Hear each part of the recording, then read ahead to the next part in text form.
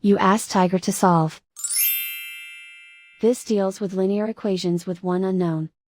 The final result is x equals -9. Let's solve it step by step.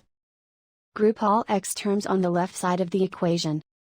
Subtract 5x from both sides. Group like terms.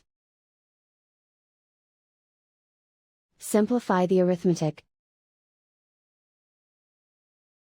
Group like terms. Simplify the arithmetic.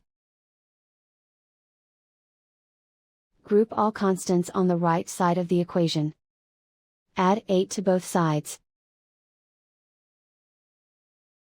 Simplify the arithmetic.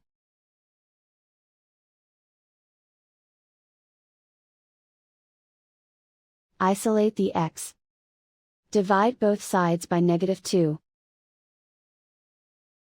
Cancel out the negatives. Simplify the fraction. Move the negative sign from the denominator to the numerator.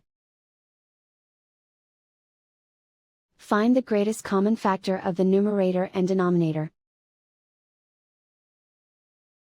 Factor out and cancel the greatest common factor. And so the final result is x equals -9.